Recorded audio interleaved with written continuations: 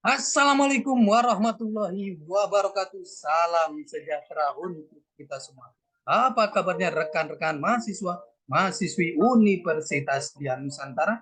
Kita berjumpa kembali di mata kuliah pengantar ekonomi makro di pertemuan yang ke-11. Tidak terasa kita sudah memasuki pertemuan yang ke-11. Mudah-mudahan Allah SWT Tuhan yang Maha memberikan kita keberkahan, kesehatan, sehingga kita bisa menyelesaikan mata kuliah ini dengan sukses dan lancar. Rekan-rekan semuanya, sebelum kita memulai proses belajar mengajar ini, alangkah baiknya sama-sama kita berdoa agar proses belajar mengajar ini berjalan dengan sukses dan lancar.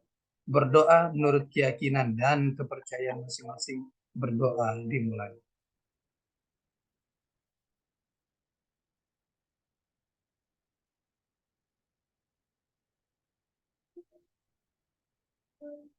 Selesai. Rekan-rekan semuanya, di pertemuan yang ke-11 ini kita akan membahas materi mengenai, mohon izin saya share materinya.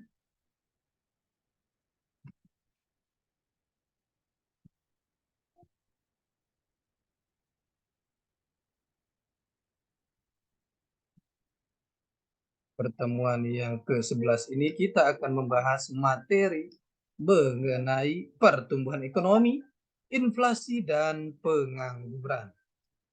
Ini adalah materi yang sangat menarik sekali. Pertumbuhan ekonomi, inflasi, dan pengangguran. Inflasi definisinya adalah gejala-gejala kenaikan harga barang-barang yang sifatnya umum dan terus-menerus. Penyebab terjadinya inflasi. Penyebab inflasi ada demand pull inflation, ada cost push inflation. Kita lihat di sini, hyperinflasi definisinya adalah inflasi yang melampaui 50% per bulan, yang berarti adalah lebih dari 1% per hari. Bahaya hyperinflasi apabila diakumulasikan dalam hitungan bulan, tingkat inflasi ini dapat membuat peningkatan harga yang sangat luar biasa. Inflasi 50% per bulan dapat berimplikasi kepada peningkatan lebih dari 100 kali lipat terhadap tingkat harga dalam setahun. Bahkan 2 juta kali lipat dalam jangka waktu 3 tahun. Perhitungan inflasi contoh, pada akhir tahun 2017, indeks harga konsumen adalah 231 dan akhir tahun 2018 indeks harga tersebut 240. Berapakah tingkat inflasi pada tahun 2018? Kita lihat dari rumus berikut ini. Tingkat inflasi pada 2018, maka 240 dikurang 231 dibagi 231 dikali 100 sama dengan 3,9%.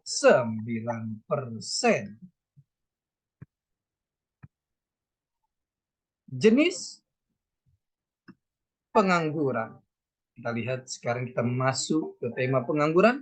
Jenis pengangguran berdasarkan penyebabnya: pengangguran normal atau friksional, pengangguran siklikal, pengangguran struktural, pengangguran teknologi. Berdasarkan cirinya ada pengangguran terbuka, pengangguran tersembunyi, setengah menganggur.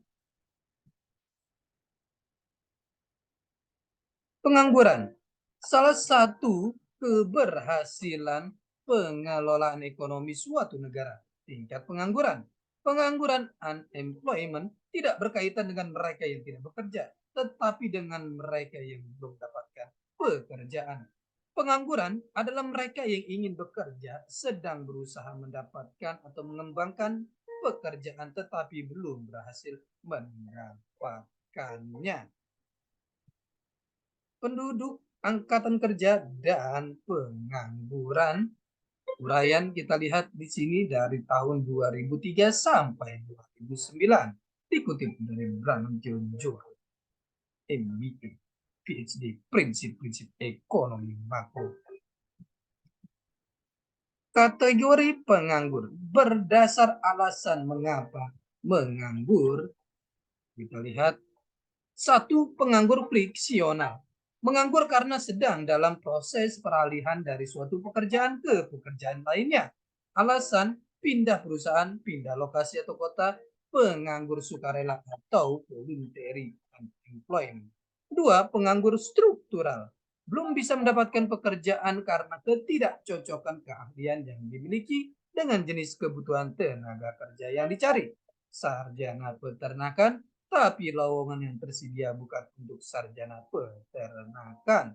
Tiga, penganggur musiman. Karena kondisi ekonomi sedang mengalami resesi atau dalam musim barang turun. Berdasar seberapa intensif dia menganggur. Satu, penganggur penuh. Tidak mendapatkan pekerjaan sama sekali. Tidak melakukan aktivitas yang menghasilkan. Dua, setengah penganggur.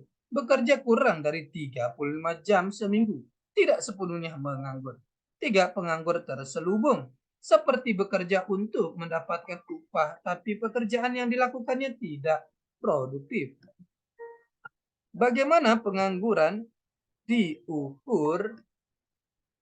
Populasi orang dewasa 205,2 juta, bekerja 131,5 juta, angkatan kerja umur 15 sampai 64 137,7, tidak bekerja 6,2 juta, tidak berada dalam angkatan kerja 67,5 juta, anak sekolah, ibu rumah tangga, dan lain-lain.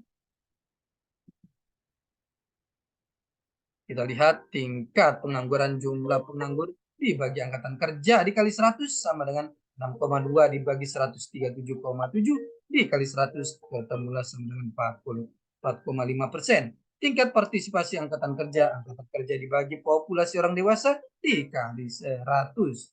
Maka 137 bagi 205,2 dikali 100, 67,1%. Mengapa setiap negara selalu ada pengangguran? Satu, pencarian kerja. Proses yang dilakukan oleh pekerja dalam rangka menemukan pekerjaan yang sesuai dengan selera keahlian mereka. Dua, peraturan upah minimum yang tidak bisa dipenuhi. Tiga, serikat pekerja dan tawar-menawar kolektif. Tawar-menawar menyangkut gaji dan kondisi kerja pemogokan. Empat, teori upah efisiensi, upah di atas tingkat equilibrium yang dibayarkan oleh perusahaan dalam rangka menaikkan produktivitas pekerja, kesehatan kerja, perputaran pekerja, kualitas pekerja. Peraturan upah minimum, kita lihat di sini, antara upah dan kuantitas tenaga kerja. Penyebab lain timbulnya pengangguran, kita sini beberapa penyebab lainnya. Satu, pertumbuhan penduduk yang tinggi. Dua, rendahnya laju investasi produktif. Tiga, siklus bisnis yang melemah. Empat, rendahnya kualitas pendidikan masyarakat. Lima, strategi industri yang labor saving. Pola perkembangan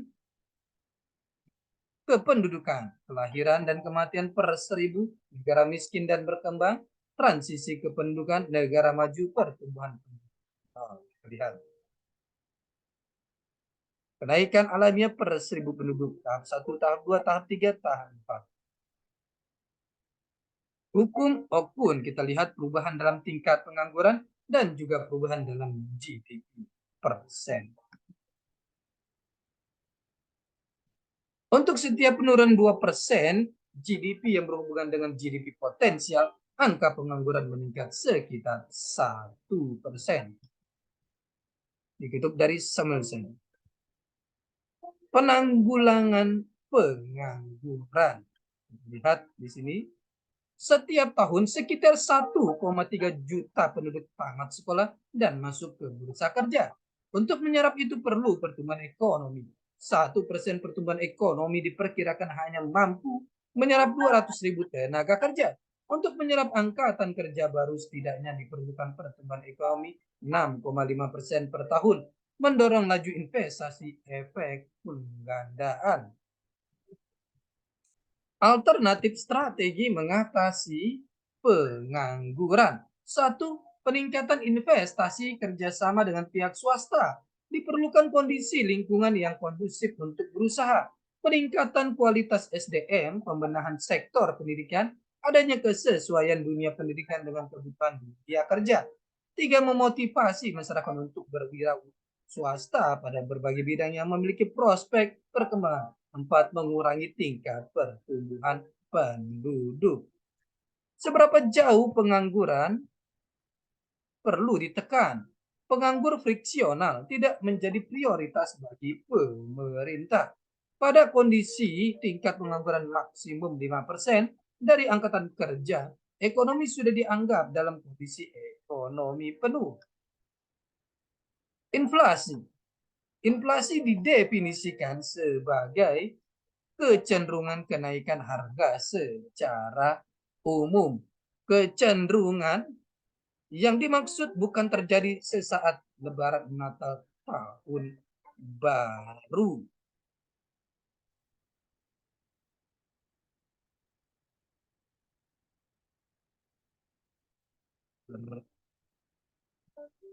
Penghitungan inflasi didasarkan pada sekelompok barang dan jasa yang dikonsumsi sebagian besar masyarakat.